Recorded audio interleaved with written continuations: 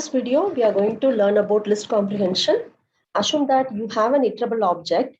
That object can be either tuple, a string, a set, anything. From that, we are going to create a new list based upon the values of the existing iterable object. And for that, list comprehension is going to provide a shorter syntax. Let's see the syntax for the list comprehension first.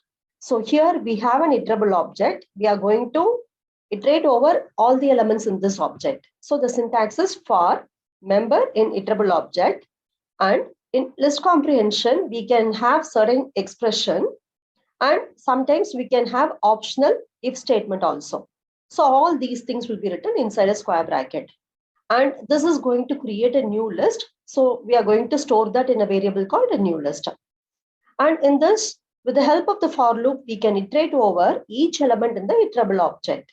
Iterable object means it contains sequence of elements. We are going to iterate over all the elements. And for every element in that object, we are going to evaluate this particular expression. And the expression can be a member itself, or it can have a call to a function, or it can have a valid expression which will return an answer after it is evaluated. And let's see one example to understand the use of the list comprehension. I have a list called numbers, which contains the numbers as given here. From these numbers, I am going to create a list called odd, which will contain only the odd elements from this particular list. If I want to achieve this with the help of the for loop, I have to write a for loop. And in this, I have to iterate over all the elements in this particular list. So I will write for I in numbers. Then I need to check whether the number is an odd number. So for that, the condition is if I %2 is equal to 1. So if the number is odd number, I have to add this number to this particular list. For that, I can use a method called append.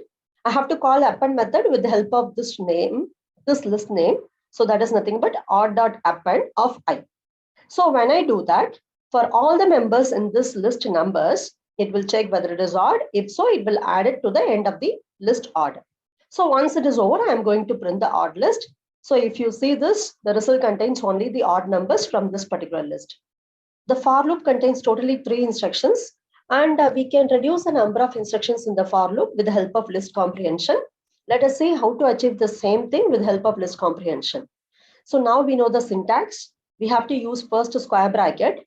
Within the square bracket, we are going to write for, then member in iterable object. Here iterable object is nothing but the list name, that is numbers. After that, we are going to write condition with the help of if. So if condition here is I %2 is equal to 1. So this part is over now. Now we need to write the expression. So what is the expression here? We need to get the odd element and store it in the other list. So I need to just get the odd element value. So for that, I am writing I, because I is nothing but value of this particular list. So this is now stored in odd list. Then I can print the odd list. When this is executed, we are getting the same output as that of the previous one. Now you can compare the previous program with this. In the previous, we have achieved the required job with help of 3 instructions, but here we are writing only 1 instruction and we are achieving the required job. So list comprehension is going to reduce the number of lines as well as it is going to save our time. Now let's see how to print squares of numbers from 0 to 9. So when I want to print numbers from 0 to 9, I can use the range function to generate the numbers. And here for the list comprehension, we need to write first a square bracket, then for some variable I in range 10. Why I'm writing range 10 here is I need to generate the numbers from 0 to 9. Then what is our expression? We need to find the square of the numbers. So the expression is nothing but I multiplied by I. In this, range is going to generate the numbers from 0 to 9.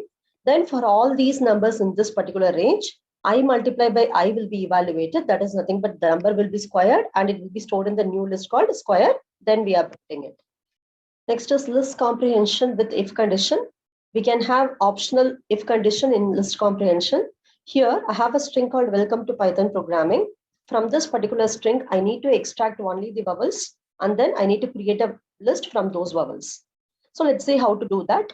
So now we have to iterate over all the characters in the string. So the loop is for I in str1. Then we need to write the condition. The condition is we need to extract only vowels. So we can write the condition as if I in You can write all the vowels one by one as a string. That is nothing but A, E, I, O, U, all small letters, as well as A, E, I, O, U, capital letters. And finally, we need to extract the character. For that, the expression is nothing but simply we need the value of I. So those things can be now stored in the list called vowels. Then we can print the list. So now this particular statement will first start with the first character in the string. Then it will check whether it contains the character which is available in any of these. If so, that will be appended to the end of the list called vowels. The next is we are going to print cube of even numbers from 1 to 10. So in this, first we have to generate numbers from 1 to 10. For that, I'm going to use the range function. After that, I need to check whether a number is even. Then I have to generate cube of that number. So all these things we are going to perform. So first for n in range 1 to 11, because I need to generate numbers from 1 to 10. Then we need to check for even number. So the condition is if n percentage 2 double equal 0. Then what is our expression? We need to generate the cube. So we are going to write n exponentiation 3. So when we do that, we can generate the cube of all the even numbers from the range 1 to 10. And we are going to store them in a list called cubes. And finally, we are printing 2 cube, 4 cube, 6 cube, 8 cube, and then 10 cube. List comprehension can have multiple if conditions. Let's see how to generate list of numbers from 1 to 100, which are divisible by 3 and then divisible by 5. Now let's see the statement. For x in range 1, 101, then we need to write multiple if conditions because I have to check whether a number is divisible by 3 and divisible by 5. So the condition here is if x percentage 3 is equal to 0. That means I'm going to divide the number by 3 and take the remainder. Remainder is 0. That means the number is divisible by 3. And then the next condition is if x percentage 5 is equal to 0. So if these conditions are true, then we are going to extract the number and that number will be stored in the new list.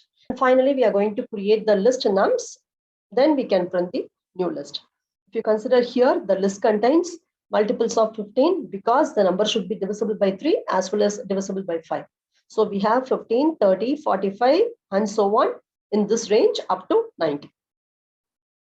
Instead of having simple if condition, the list comprehension can have even if else condition. Let's consider an example where we have a list called marks, which contains marks of 5 students. Now from this particular list, I need to create a new list called result. That result should have either pass or fail for every student.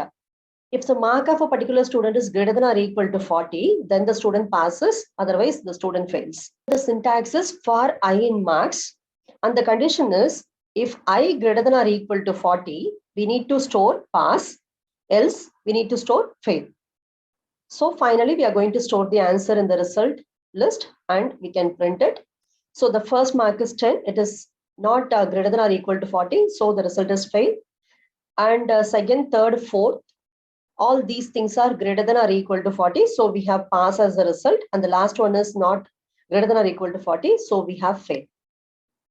In this, we have seen about this comprehension. And the same comprehension can be performed even for dictionary and then tuple also.